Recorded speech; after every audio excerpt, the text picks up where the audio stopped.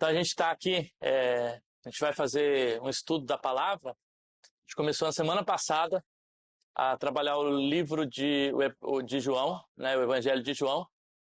Eu mandei lá no grupo, eu não sei se todos estão no grupo, mas eu mandei lá no grupo, não está ainda? Então tem que incluir os irmãos aí no grupo. Eu mandei lá no grupo essa lição, já com uma semana de antecedência. Acho que ainda não, tem que incluir eles.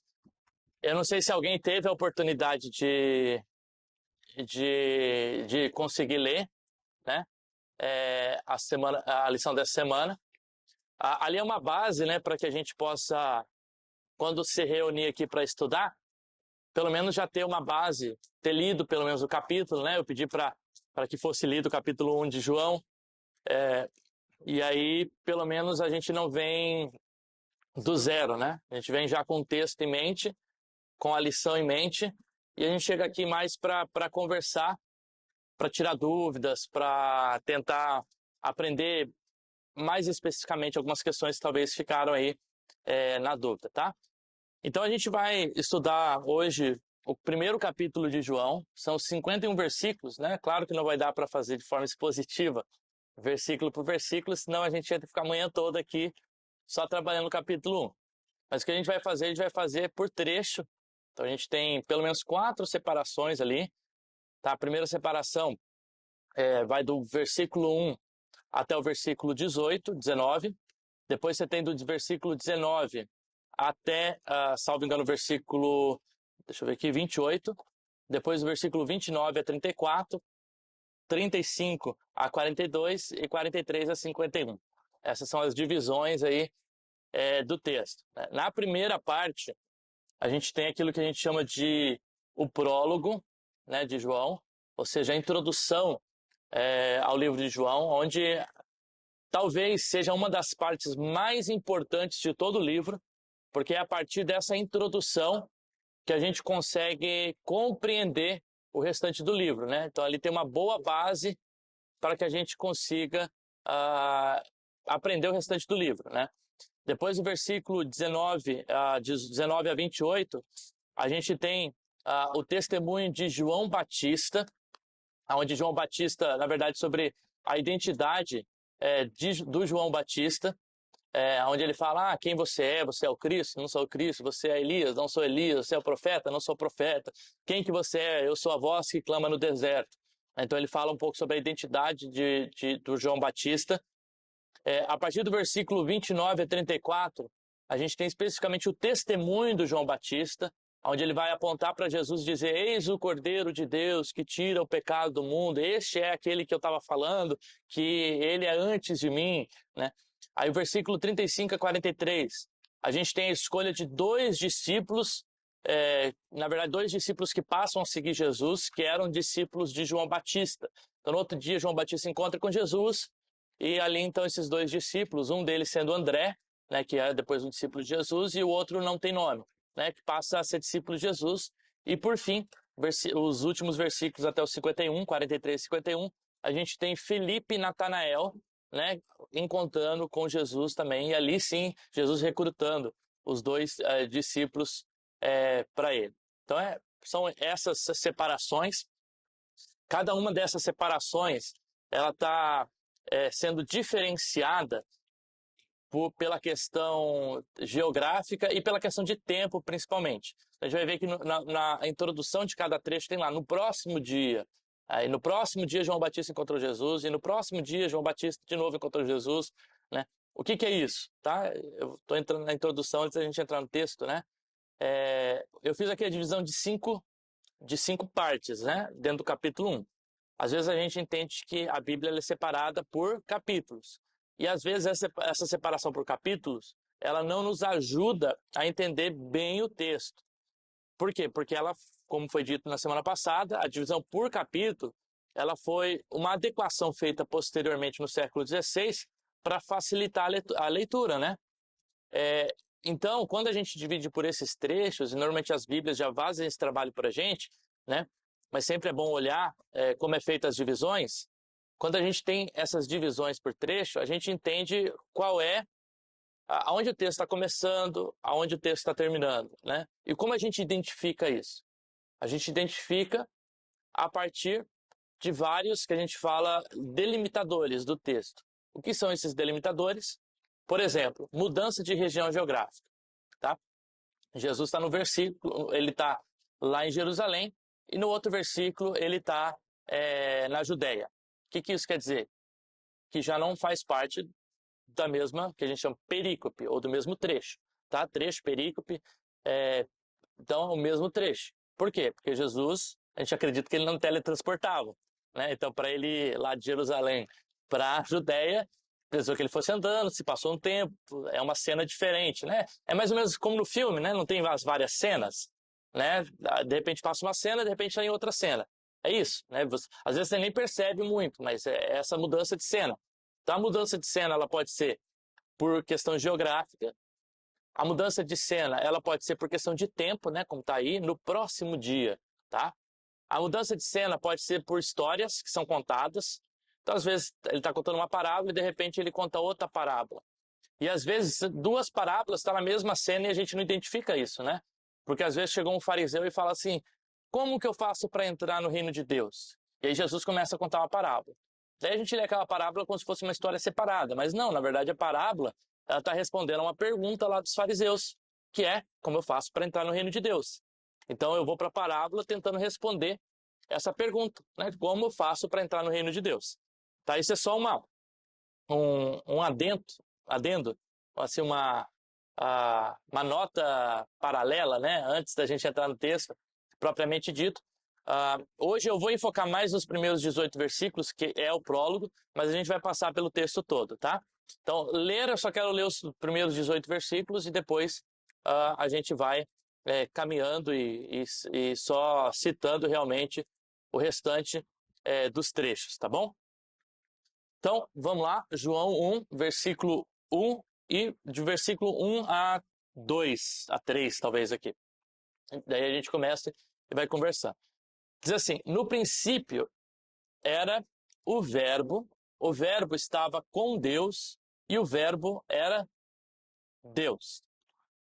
Ele estava no princípio com Deus, quem? O Verbo, né? O Verbo, tá? Todas as coisas, ainda falando do Verbo, foram feitas por ele e sem ele nada do que foi feito se fez. Vou continuar, versículo 4 e 5. A vida estava nele, no Verbo, e a vida era a luz dos homens. A luz resplandece nas trevas e as trevas não pode contra ela. O texto ele já começa aqui no versículo 1, né, colocando ali, no princípio era o Verbo e o Verbo estava com Deus e o Verbo era Deus. Então a gente já tem várias verdades aí, vamos dizer assim, teológicas sendo afirmadas nesse começo, né? Qual outro livro começa com algo muito parecido com isso? No princípio. Gênesis. Como começa Gênesis 1 lá? No princípio, criou Deus os céus e a terra, né? E a terra era sem forma e vazia, né? Então, ali a gente tem algo paralelo com o livro de João. Então, a gente acredita que João, quando ele está trazendo a ideia do princípio, ele está trazendo a ideia lá da pré-existência antes da criação, sabe? Antes da própria criação, a gente diz que Deus, ele já era. A gente é perpétuo. E eu vou explicar. Deus é eterno. Qual é a diferença disso? Qual é a diferença entre ser perpétuo e ser eterno? Alguma luz? Eterno é algo que não tem nem início nem fim. Deus não tem início e não tem fim, né? Deus ele abrange todo, ele está acima da própria ideia de tempo, tá? É difícil de compreender isso, mas Deus ele está no princípio era Deus, tá? Antes do próprio princípio Deus já era. Então essa é a ideia. Deus ele é de eternidade a eternidade. O ser humano não. O ser humano ele teve uma criação. Ele teve um princípio. Ele teve um começo. A gente crê que o ser humano ele não vai ter fim. Como assim o ser humano vai ter fim? Eu vou morrer, né? A gente vai morrer. Sim, o que morre, o que padece é o corpo, né? Mas o nosso espírito, ele é perpétuo, né? Tá, a gente pode usar a linguagem eterna. Eu só não quero confundir, quando a gente pensa de eternidade, pensar que não teve começo e não teve fim. Porque a gente teve um começo, né? A gente não tem um fim, né? Porque ou nós passamos a eternidade, né, futura com Deus, ou a gente passa com, diz outro, com o capiroto, né? Ou a pessoa vai para o céu, ou a pessoa vai para o inferno. Mas existe uma eternidade, né? E eternidade para frente, futura, o ser humano ele é eterno nesse sentido, para frente, mas para trás não, tá? Eu sei que às vezes é um pouco complicado entender, mas é isso que João está querendo trazer. Ó. Lá no princípio era o verbo. É interessante que ele utiliza a linguagem aqui da ideia do verbo, né? Mas o que é isso? Era o verbo. Verbo é a palavra. A mesma palavra traduzida como verbo é palavra, né? Que lá é o logos, né? Vamos dizer. O logos ele pode ser traduzido como palavra ou ele pode ser traduzido como o verbo de Deus, tá? Acho que talvez algumas traduções tem até aí, né? No princípio era a palavra. Tem alguma tradução que diz isso? No princípio era a palavra, né? E a palavra estava com Deus. Justamente porque a palavra ela conota, ela tem a mesma ideia, né, do verbo aí no princípio, tá?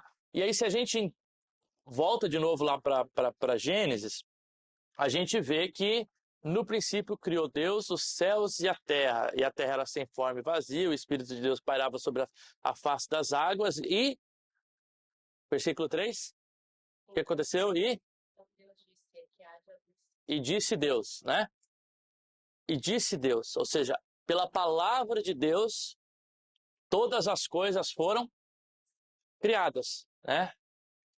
A gente diz sobre a palavra de Deus que ela é uma palavra cumprimento. O que eu quero dizer com isso? A nossa palavra não é uma palavra cumprimento. A gente fala algo, mas aquilo não necessariamente é uma verdade absoluta, né? Por exemplo, eu falo, sei lá, amanhã eu vou fazer isso, tá? Uma palavra. O fato de eu falar quer dizer que eu vou fazer? Não. Ela não é uma palavra cumprimento, entendeu? A gente fala, mas entre a palavra e a ação há um abismo que ele precisa se unir em algum ponto, tá? Quando a gente pensa na palavra de Deus, a palavra de Deus ela não tem a mesma ideia da nossa palavra. A palavra de Deus é uma palavra cumprimento. Quando Deus disse, a palavra dele já é o que a gente diz uma palavra-ação. Entendeu? A palavra de Deus já é uma palavra-ação. Ou seja, a palavra de Deus já é o cumprimento daquilo que Deus disse. Entendeu?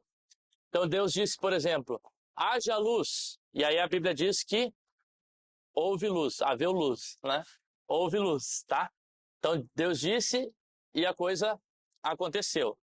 E a gente entende que a palavra lá do Antigo Testamento é uma alusão ao próprio Jesus, né? Se Deus tem a identidade do Criador, Jesus tem a identidade daquele pelo qual todas as coisas foram criadas. É isso que a gente vê no versículo 4 e 5, né? Versículo 3. Todas as coisas foram feitas por ele, e sem ele nada do que foi feito se fez. Ou seja, a mesma ideia que está trazendo lá do Antigo Testamento, do Gênesis, né?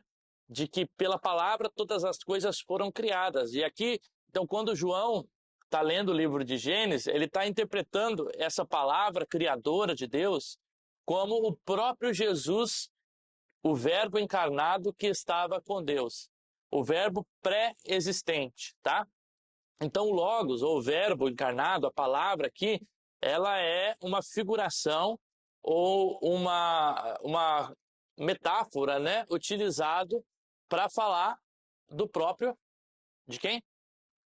Jesus. Tá falando de Jesus aqui, da vinda desse verbo encarnado, né?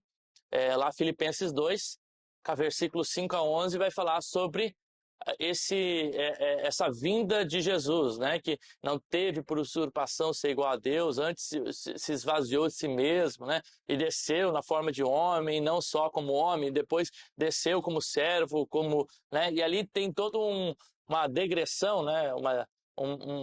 Uma descida de Jesus, né? Finalizando na cruz, a morte de Jesus, obediente até o final, né? De forma que Deus o exaltou sobremaneira, tá? Então a gente tem aqui o João, ele está brincando com essa linguagem que já era uma linguagem própria do próprio mundo antigo judaico, né? Que se esperava a vinda de um Messias e a vinda do próprio Deus. Só que a afirmação de João aqui, ela não é a afirmação apenas da pré-existência de Jesus, porque ele fala, no princípio era o Verbo, assim como no princípio era Deus. Então, os dois estavam juntos lá no princípio. São pré-existentes, tá? Antes de qualquer coisa. E o Verbo, diz aqui, o Verbo estava com Deus, né? Esse estar com Deus, ele denota a ideia de que o Verbo, desde o princípio, tem comunhão com Deus. E a gente fala da comunhão da Trindade. No Novo Testamento a gente vai ter essa ideia da comunhão da Trindade, o Pai, o Filho e o Espírito Santo, né, estando em comunhão, essa tríade. Já lá em Gênesis a gente começa a ver uma antecipação disso, mesmo que não de forma clara, né? Então, quando a gente pensa na ideia de que, no princípio era Deus, né?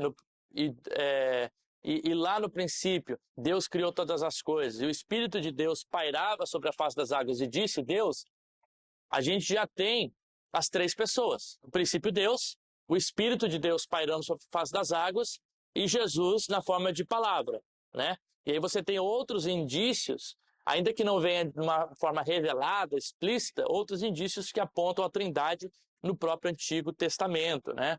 Lá na criação, quando Deus diz, desçamos e confundamos, né?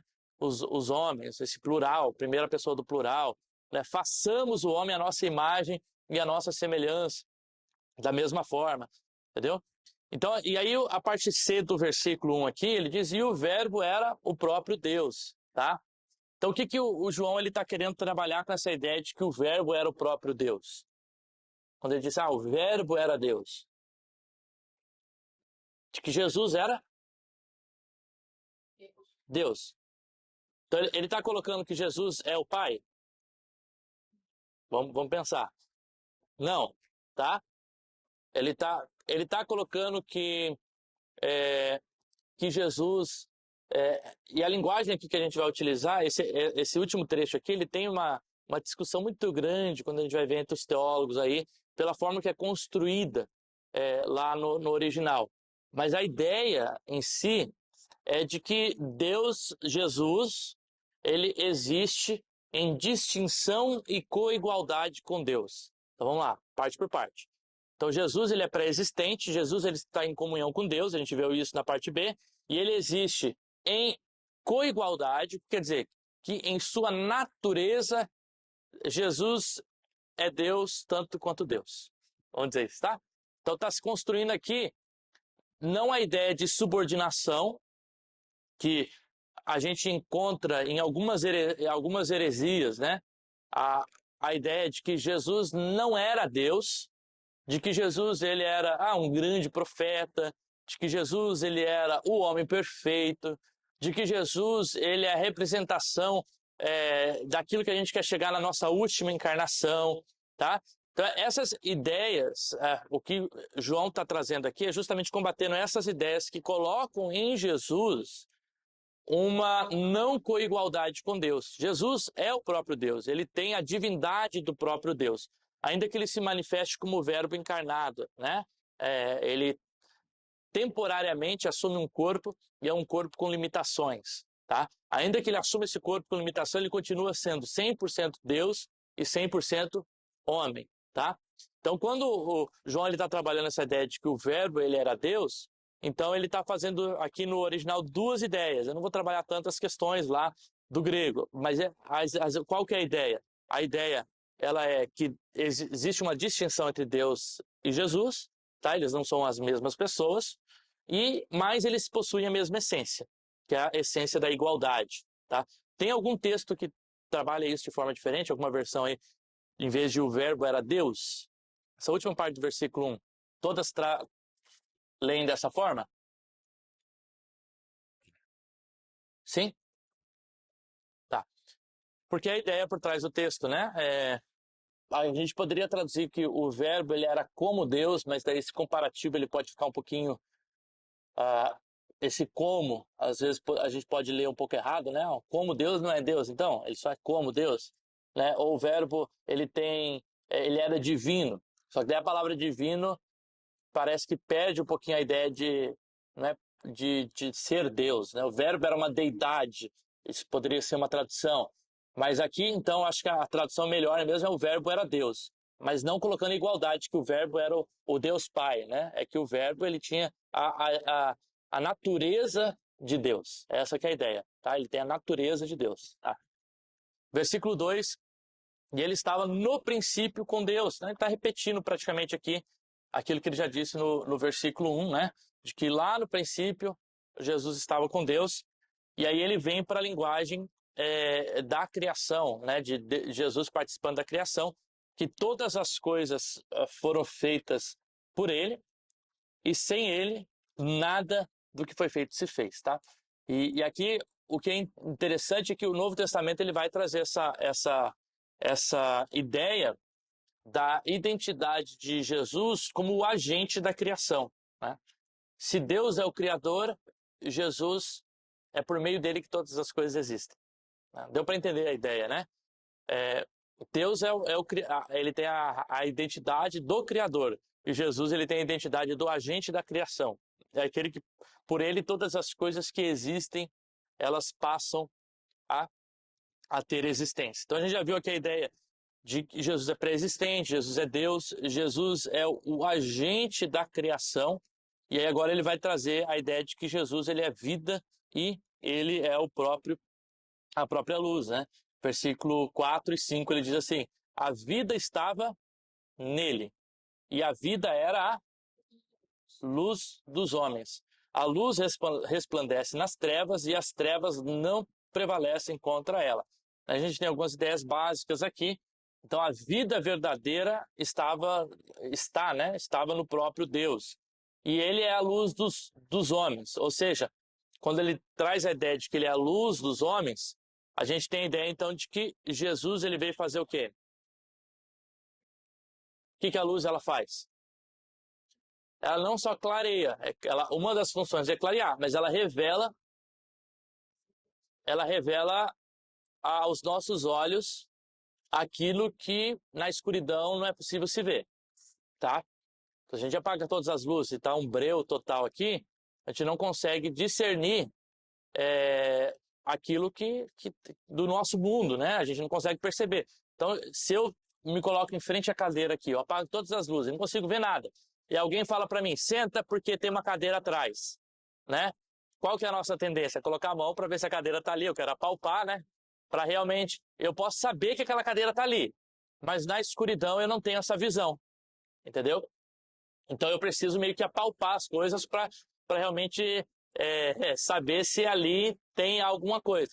Quando diz que a vida estava em Jesus e ele era essa luz dos homens, a ideia principal por trás disso não é só que ele traz a claridade, mas que ele revela as coisas que estavam ocultas outra hora. A salvação do homem ela é revelada, a própria vontade de Deus, a glória de Deus é revelada pela vinda do Messias e pela vinda de Jesus. De forma que o texto continua dizendo que ele era a luz dos homens e a luz ela resplandece nas trevas e a treva não prevalece contra a luz. Ou seja, onde a luz está, ali a revelação de Deus ela vai acontecer. E aí João ele vai utilizar dessa linguagem de que Jesus veio justamente para trazer a glória de Deus, a manifestação da glória de Deus. E essa é a ideia por trás também do conceito da palavra, né? Por que João utiliza a metáfora da palavra para se falar de Jesus, tá? Essa metáfora da palavra é uma discussão muito grande da onde que João tira essa ideia, né? Porque a gente não tem um antecedente, vamos dizer assim, um antecedente claro da onde ele tira essa ideia, tá? Alguns vão dizer, ele tira essa ideia lá do Gênesis, né? Que é a leitura que a gente está fazendo, a ideia da palavra criadora. Outros vão falar que não, ele tira a ideia do conceito de sabedoria do Antigo Testamento. Porque o conceito de sabedoria no Antigo Testamento, quando a gente lê Provérbios 8, Provérbios 9, a gente tem a ideia de que a sabedoria, ela sendo personificada, ela se torna uma pessoa. A sabedoria, ela está com Deus. A sabedoria, ela é o meio pelo qual Deus age. Então, todos esses atributos que a sabedoria, ela é pré-existente. Sabe esses atributos que é dado aqui a palavra em João 1? Esses atributos também é dado a ideia de sabedoria no Antigo Testamento, né? Só que a palavra sabedoria é a ideia da palavra sofia, sabe? Filosofia. Essa última palavra sofia, ela é do grego a sabedoria, tá?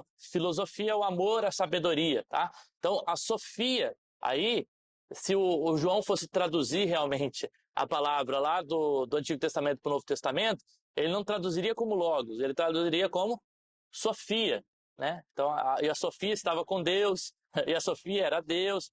Só que daí alguns vão dizer, não, ele não traz a linguagem sofia, porque sofia é uma figura feminina. E aí, para se falar de Jesus, da encarnação numa figura feminina, não seria adequado. Então, ele expande a ideia para a ideia de logos, que é uma ideia conhecida no mundo grego.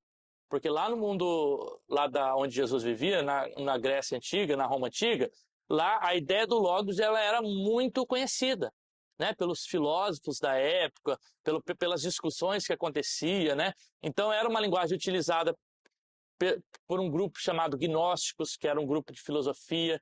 Além deles, você tem os sofistas, que é outro grupo de filosofia que também utilizava a ideia do logos. A ideia do logos é utilizada nas religiões ali da época. Então João, como ele está escrevendo não só para judeus, ele está escrevendo também para cristãos gentios que estão vivendo nessa Grécia Antiga, ele empresta essa ideia do logos, né, para traduzir a ideia também da sabedoria do Antigo Testamento, né? Embora por trás esteja a ideia da sabedoria, ele utiliza a linguagem do logos, e aí o logos é a palavra de Deus, né, que a gente tem. Então, aí o que acontece? Então, é isso que está por trás, né, dessa ideia do logos aqui, no versículo 1 ao versículo 18, principalmente. Tá? Depois, é engraçado que depois do versículo 18, essa ideia do logos ela desaparece. Não tem mais o conceito do logos, né?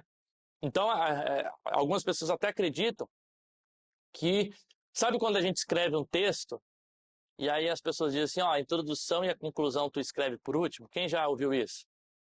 Alguém já ouviu? A ideia de que você escreve a introdução e a conclusão por último?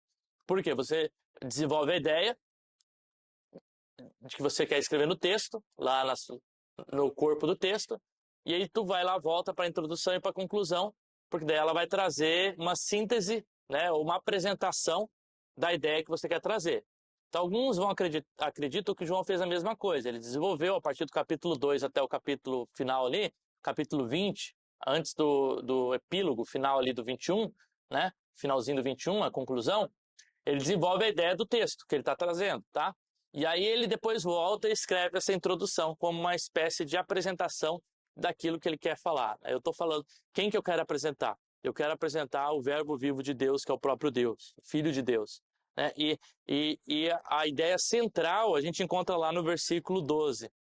Tá? E depois a gente vai chegar lá, que é a ideia de que, mas a todos os que receberam essa luz, o verbo de Deus, eles foram feitos filhos de Deus. Tá? Essa é a ideia central, que o Filho de Deus veio, o Deus se encarnou na história, né? O Deus, ele se tornou ser humano, não deixando de ser Deus, e esse Deus, ele veio para iluminar os olhos daqueles que estavam na escuridão, e aí João vai falar aqui, no entanto, aqueles que eram para receber essa revelação, o que eles fizeram? Eles rejeitaram, os judeus, né? Rejeitaram a revelação. E aí ele vai falar, no entanto, aqueles que aceitaram a revelação, aqueles que creram, esses também passam a ser filhos de Deus. Não é o filho unigênito. O filho unigênito é o próprio Jesus. Nós somos filhos adotados, vamos dizer assim, de Deus. Tá? Nós passamos por um processo de adoção. O filho próprio de Deus é o próprio Jesus. Tá? Então aí, versículo 5, versículo 6, até o versículo 7, 8, né? A gente tem a ideia aqui do João Batista, houve um homem enviado por Deus. É engraçado aqui que ele já começa a trazer um pouco da identidade, né? Dessa missão do João Batista. Né? João Batista ele veio enviado por quem? Por por Deus, né? Houve um homem enviado por Deus e o nome dele era João. Engraçado que o João é o único que não fala do João Batista como João Batista. Ele vai apresentar o João Batista como João, só o João. Ele é o mais, tá? E aí a gente já viu isso na aula passada, possivelmente porque ele não fala de si mesmo como João, né? Ele fala como discípulo amado, né? Como outras linguagens, testemunha daquilo que foi visto. E aí ele reserva o nome João para o João Batista, tá? E aí ele fala que teve um homem que foi enviado por Deus, o nome dele era João, mas ele veio como o quê? Testemunha, né? Esse é o propósito do João Batista. Para quê? Para testificar acerca da luz. Então ele veio como um prenunciador, né? Ele veio antes de Jesus para falar acerca desse Jesus que viria, a fim de que todos que viessem, o quê? Crer. Então qual foi a finalidade? Apontar para o Messias que viria e para que houvesse essa fé nesse Messias que viria, tá? E aí já diz, né? Ele não era a luz. Já se apresentou aqui quem é a luz, né? A luz é o próprio Jesus, né? Mas veio dar o testemunho acerca da luz, a verdadeira luz, que vinda ao mundo ilumina toda a humanidade. Quer dizer que ele salva toda a humanidade? Não necessariamente, mas que ele traz a glória de Deus e a revelação de Deus para toda a humanidade. De forma que diz lá Romanos que o ser humano é indesculpável diante de Deus, porque Deus trouxe essa revelação, seja pelo verbo encarnado na história, né? A maior revelação que existiu é a Bíblia? Não. A maior revelação de Deus que existiu é o próprio Jesus, que foi o próprio Deus que andou no meio da humanidade. É isso que o Evangelho de João apresenta. Se você quer conhecer a Deus, faz o quê? Olha para Jesus, porque Jesus é a própria expressão e a própria manifestação de Deus enquanto ser humano, tá? Então é isso que o Evangelho de João está falando. Olha, ele é a luz. Tu quer aprender sobre a luz verdadeira, sobre Deus? Olha para a luz, porque ele vai te manifestar quem Deus é, tá? E aí continua, então, o versículo 10, né, falando um pouquinho desse verbo. O verbo estava no mundo, né? Aí ele traz de novo a mesma ideia, né? O verbo ele estava no mundo, ele estava ali com o povo. E aí, engraçado que ele utiliza 3 vezes a palavra mundo nesse versículo com um sentido diferente, tá? O verbo estava no mundo, o mundo foi feito por ele, mas o mundo não conheceu, tá? Então vamos lá. O verbo estava no mundo. Que o mundo que o verbo estava? Na terra, né? Ele estava entre nós, na história. Na história. O verbo estava na história. O mundo foi feito por ele. Que mundo foi feito por ele? A criação. Aí já não está falando da história, está falando da criação. Mas o mundo, e aí fala o mundo enquanto pessoas, né? O mundo não o conheceu. Então, por isso que é importante a gente saber ler o texto, né? A gente olha aqui, poxa, mundo é a mesma coisa. Não. É igual quando a gente diz assim, que a gente não pode ser do mundo, mas daí a gente diz que Deus amou o mundo. Mas como assim? Eu não posso ser do mundo, mas Deus amou o mundo? Da maneira que ele deu o seu filho gente. Então eu não posso igualar aqui e dizer que é o mesmo mundo, entendeu? Eu preciso saber interpretar. Não, Deus amou o mundo enquanto Deus amou a humanidade, as pessoas, tá? E a gente não pode ser do mundo enquanto sistema de corrupção, de fruto de natureza, de consequência do pecado. Mas Deus amou o mundo porque Deus amou as pessoas, tá? Então é entender aqui do que o João ele está trabalhando. E ele veio para aqueles que eram seus. Era seu. Mas os seus não receberam, né? Falando da vinda de Jesus aos judeus. E assim, a vinda de Jesus, prioritariamente, é isso que a gente vai ver nos evangelhos, principalmente Mateus, Marcos e Lucas, João também trabalha um pouco disso, mas que Jesus ele veio para quem? Para quem? Para os judeus, tá? Jesus era o judeu, mas Jesus não era cristão. O cristianismo veio depois, tá certo isso? Tá bom? Jesus era judeu, Jesus ele frequentava a sinagoga, Jesus ele lia lá na sinagoga, Jesus discutia com os fariseus, com os saduceus, que eram o pessoal dos judeus. Jesus era judeu, tá? E aí depois a revelação do Novo Testamento ela aponta para Jesus porque os judeus rejeitaram a Jesus. E aí você tem então essa árvore sendo enxertada. Os filhos adotivos que agora são chamados de cristãos, tá? E aí então, quando a gente tem a linguagem aqui de que Jesus veio para os seus. Lembra o encontro de Jesus com a mulher Ciro-Fenícia? Salvo engano, foi a mulher Ciro-Fenícia. Jesus estava ali, e aí a linguagem de Jesus com a mulher Ciro-Fenícia, ela vem, faz algo, e aí ele fala, não, mas eu não vim para, né, eu vim para os meus, né, eu vim para os filhos são os judeus. Ela fala, não, mas até os cachorrinhos comem da mesa, das migalhas que caem da mesa. Mas ele fala, olha, eu nunca vi uma fé tão grande, né? Mas ali Jesus claramente aponta que o seu ministério inicial, ele acontece em Jerusalém para os judeus. Mas João, já lendo isso, na década de 80, 90, né, ele já está compreendendo tudo que aconteceu. Na década de 70, a destruição do templo, os judeus não, em parte não aceitaram Jesus. Pelo contrário, né, houve uma expulsão dos cristãos da sinagoga, né, que depois começa a partir da década de 70 a funcionar. E é isso que nasce dentro do judaísmo, o cristianismo nasce como uma seita do judaísmo, tá? Eu vou utilizar essa linguagem. O que eu quero dizer com isso? Que toda a fé cristã ela era desenvolvida a princípio na sinagoga. Tanto que, por exemplo, Paulo, a gente olha nas viagens missionárias dele, diz, ele chegou lá em Corinto e ele foi pregar 2 semanas aonde? Na sinagoga. Então, o desenvolvimento da fé primeiro está acontecendo na sinagoga, até que os cristãos eles são expulsos da sinagoga, eles passam a frequentar os lares, tá? Porque eles já não... Aí sim há essa separação entre judeus e cristãos, né? E João já está vendo isso, né? Então ele fala que esses não receberam, mas é o versículo 12, mas aqueles que o receberam, deu-lhes o poder de serem feitos filhos de Deus, né? De terem um relacionamento verdadeiro. E aqui está o centro que a gente lê o livro todo de João a partir dessa ótica, né? Do livro que foi escrito para que aqueles que leem se tornem o quê? Filhos de Deus. A gente viu lá em João 20, 31, né? Quando diz que, e isso que eu estou escrevendo para que vocês creiam no Filho de Deus. Né? E aqui a gente tem a mesma ideia, já no versículo 12, apresentando, né? A conclusão e a introdução, apresentando o propósito do livro. Tudo que eu vou escrever aqui no meio é para que vocês creiam que Jesus é o próprio Deus, é o Filho de Deus. Tá? Versículo 13, os quais, e aí ele vai falar da onde que são nascidos esses filhos de Deus. Os filhos de Deus, eles são nascidos do próprio Deus, né? Diz lá o versículo 13, os quais não nasceram do sangue, da vontade da carne, nem da vontade do homem. Então ele já exclui qualquer possibilidade de mérito ou de tentativa do ser humano de se tornar filho de Deus. Quem adota os filhos é o pai, não é o filho que escolhe a casa do pai.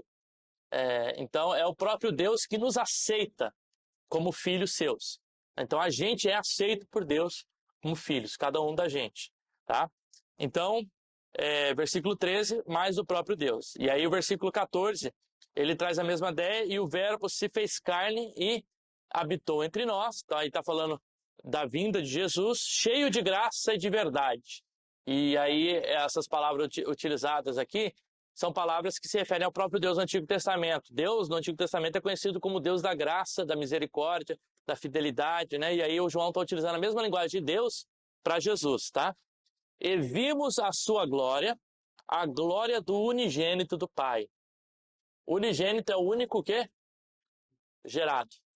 O único gerado pelo próprio Deus. O restante é filho de Deus, mas não gerado pelo próprio Deus, né? É filho enquanto filho adotivo. E a glória do Pai é vista a partir do Filho, que o Filho é a luz. E tudo que o Filho faz para manifestar a glória de Deus. A glória do Pai, é o que está acontecendo aqui no texto. E aí então ele volta para João Batista, falando que João Batista veio testemunhar, né? E João veio dar testemunho dele, exclama, este é aquele que eu dizia, ele vem depois de mim, mas é mais importante do que eu, pois já existia antes de mim. Vamos lá, bagunçou tudo aqui, né? Este é aquele que eu dizia, ele vem depois de mim, mas ele vem antes de mim. Tá, como assim? Então, vamos lá. Ele já existia como Logos, como Deus, na criação, mas o seu nascimento se dá depois do João Batista. Ele é 6 meses mais novo do que João Batista, tá?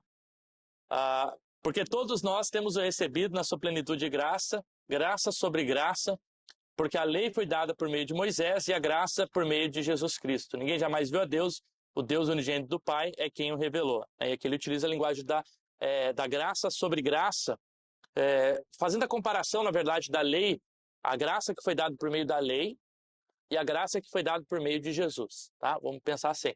A gente pensa a lei como aquela questão rigorosa do Antigo Testamento, né? Mas na visão judaica, a lei ela é graça de Deus, né? A lei ela é uma manifestação da graça de Deus ao ser humano, ensinando o ser humano como viver a vontade de Deus. A lei ela não é aquela dureza, a lei é a própria bondade de Deus ao ser humano para manifestar ao ser humano e revelar quem Deus era.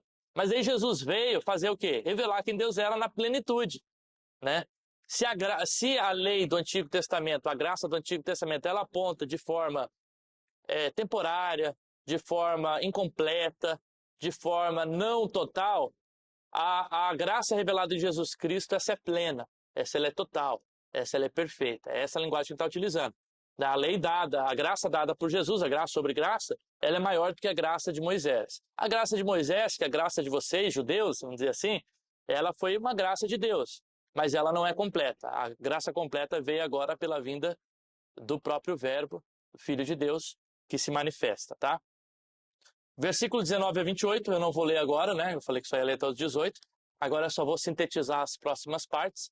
Então, versículo 19 a 28, a gente tem aqui o testemunho de João Batista, onde os fariseus, eles enviam uma comitiva lá para investigar quem é João Batista, né? Tanto que eles chegam ali no versículo 19 e perguntam: quem é você? Né? Quem é você? Então a gente tem a ideia da identidade de João Batista, né? E aí começa um questionamento, né? Ele diz assim: ó, eu não sou o Cristo. Você é Elias? Não, eu não sou Elias. É engraçado que, embora João Batista ele fala que ele não é Elias, Jesus depois ele vai olhar para João Batista e ele vai falar que João Batista era o Elias que veio, né? Então nem o próprio João Batista conhecia a própria identidade na plenitude, né? A gente tem depois uma revelação aqui do próprio Jesus, né? Trabalhando essa ideia de que João Batista ele era o próprio Elias, né? Jesus se refere a João Batista como Elias no Evangelho de Mateus e de João, né? Embora ele negue essa identidade. Ele fala: você é o profeta? Ele fala: também não sou profeta. Então quem que tu é? Ele fala: eu sou aquele, e aí ele utiliza a linguagem de Isaías 40, salvo engano 23, onde eu sou aquele que foi chamado, a voz que clama no deserto, que está clamando, né, endireitem os seus caminhos. E ele está falando: se você então não é profeta, se você não é o Elias, e se você não é o Cristo que olha, que viria, por que que tu batiza? O que que eles estão perguntando? Qual que é a tua autoridade? A tua autoridade não vem como Messias, a tua autoridade não vem como profeta, a tua autoridade não vem do Elias, a tua autoridade de ficar batizando vem da onde? Daí ele fala assim: eu estou batizando com água, né? Mas no meio de vocês, o João disse que ele veio testemunhar de quem? Da luz, né? O que ele está fazendo aqui? Testemunhando da luz. Mas no meio de vocês tem alguém que vocês não conhecem. Ele vem depois de mim, eu não sou digno de amarrar suas sandálias. E aí diz então que isso acontece lá em Betânia, que é a cidade de Lázaro, Maria, Marta, né? Eles moram ali, tá? Do outro lado do João, onde João estava batizando. João ele não traz a narrativa de Jesus se batizando, tá? Então a gente não vai falar sobre isso, mas possivelmente está acontecendo aqui nessa época aqui, né? O batismo de Jesus, até porque ele depois aqui vai narrar do versículo 29 a 34 algo que aparece, que é parecido com o que acontece nos primeiros 3 evangelhos do batismo de Jesus. Quando a gente tem o batismo de Jesus, primeiro vem João Batista falando: eu não sou digno, né? Daí Jesus fala: não, mas batiza porque tem que se cumprir as escrituras. E aí João Batista vai lá batizar e diz que vem uma pomba, né? E ali pousa sobre Jesus com a manifestação do Espírito Santo e uma voz que diz: esse é o meu filho amado que me comprazo. E aí as 3 narrativas vão falar depois que Jesus foi para o deserto ser batizado. A gente não vai falar de qual o significado do batismo de Jesus, tá? Porque o texto aqui de João não tem isso. Mas só para contextualizar, mais ou menos, Jesus está sendo batizado aqui nessa época. É interessante ter o versículo 29 a 34. Agora a gente tem o testemunho, agora a gente tem o conteúdo do testemunho, né? João Batista vai falar: aí ele olha para Jesus que está vindo, né? No próximo dia, no outro dia, Jesus está vindo. Ele diz: eis o Cordeiro de Deus que tira o pecado do mundo, né? Utiliza uma linguagem própria do João, né? Ele vai falar do Cordeiro de Deus também lá em Apocalipse, né? O Cordeiro de Deus. Cordeiro que era imolado de tempos em tempos no Antigo Testamento um era imolado, outro, né, era solto, para quê? Para fazer vamos dizer assim, um perdão temporário dos pecados ali. Então, esse sacrifício ficava se repetindo anualmente, a fim de que o judeu fosse perdoado. Né? E aí, quando ele diz aí Cordeiro de Deus, Jesus é o Cordeiro, o Filho de Deus, que veio uma vez por todas, não sendo mais necessários sacrifícios anuais para o perdão, e que ele tira o pecado do mundo. Ele fala, este é aquele que eu falava, que depois de mim vem alguém que é mais importante, e ele já existia. Ele diz, eu mesmo não o conhecia. Como assim, João? Tu não conhece ele? Ele é teu primo. Né? Jesus é primo de João Batista. A gente imagina que eles cresceram juntos, 6 meses de diferença, brincaram juntos, aqui eles estão com 30 anos de idade. É o que ele está falando, eu não conhecia como Messias, né? Eu não conhecia como Filho de Deus, eu não conhecia como a revelação de Deus daquele que viria, o Messias. Não é que ele não conhecia Jesus, tá? Então ele conhecia quem Jesus é, o primo dele, tá? Mas ele não conhecia enquanto Filho de Deus. Tanto que ele está falando, Cordeiro de Deus, né? E ele fala assim, eu não conhecia, mas eu vim batizado com água, a fim que ele fosse revelado a Israel. E aí ele narra então que veio o Espírito de Deus, pousou como o pomba, e aí se eu batizo com água, esse é na verdade aquele que batiza com o Espírito Santo. E esse é o testemunho que eu dou a respeito do Filho de Deus. Né? E aí é outra linguagem, né? O que é batizar com o Espírito Santo, aqui no texto não tem, ele não explica, ele só diz que foi batizado com o Espírito Santo. Depois a gente vai estudar o que é ser batizado com o Espírito Santo, tá? Mas o João está falando que Jesus é o que batiza com o Espírito Santo. Tá? Essa é a linguagem do João Batista. Dos versículos 35 a 51 agora, a gente tem a vinda dos discípulos. 35 a 43, primeiro a gente tem ali a vinda do André, né? E depois a gente tem até no final Pedro também aparecendo em cena. Basicamente, no outro dia, João Batista estava com 2 discípulos, e aí ele vê Jesus passar e ele, de novo, ó o Cordeiro de Deus. Né? No dia antes ele já tinha falado, né? Cordeiro de Deus que tira o pecado do mundo. Aí no outro dia, João fala menos, ó o Cordeiro de Deus. Ele está passando lá, né? E aí os 2 discípulos, então, que estavam seguindo João Batista, falam, não, mas então se é o Cordeiro de Deus, vamos pensar aí quem que a gente tem que seguir, né? E ao dizer isso, os 2 discípulos ouvindo o João Batista dizer isso, o que eles fizeram? Seguiram Jesus, né? Não é uma rejeição do João Batista, é só dizer assim, não, mas o Cordeiro de Deus está ali, né? Vamos ressignificar o nosso caminho, tá? E aí ele pergunta, o que vocês estão procurando? Jesus fala assim, Rabi, onde você mora? E aí Jesus apresenta onde ele mora, eles vão junto lá, eles têm um encontro, e aí depois aparece o Pedro aqui em cena, né? Não fala muito de como Pedro foi chamado, os outros evangelhos falam que Pedro estava pescando, e Jesus chama, olha, tu está pescando, mas eu quero te fazer pescador de homens. Aqui não narra essa cena, tá? E aí depois tem o encontro de Jesus com Felipe e com Natanael. Primeiro, no dia seguinte, então, sempre, tá vendo? No dia seguinte, né? São várias cenas acontecendo, tá? Jesus resolve ir para Galileia, outra região, encontra ali Felipe, e ele fala então para Felipe, ó, vem e me segue.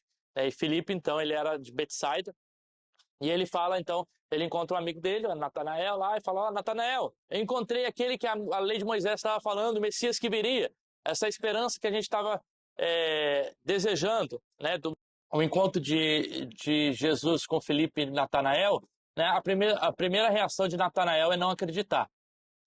E ele não acredita e fala, como pode vir alguma coisa boa da onde vem esse cara?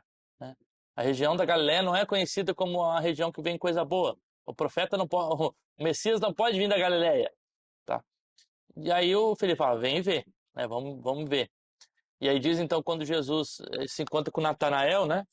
Ele mesmo revela algo de Natanael, né? Como pode vir algo bom de Nazaré? E aí Filipe fala, vem ver. Jesus viu Natanael e ao aproximar diz, ó, eis um verdadeiro israelita em que não tem fingimento algum. E ele, como assim? Da onde que o Senhor me conhece?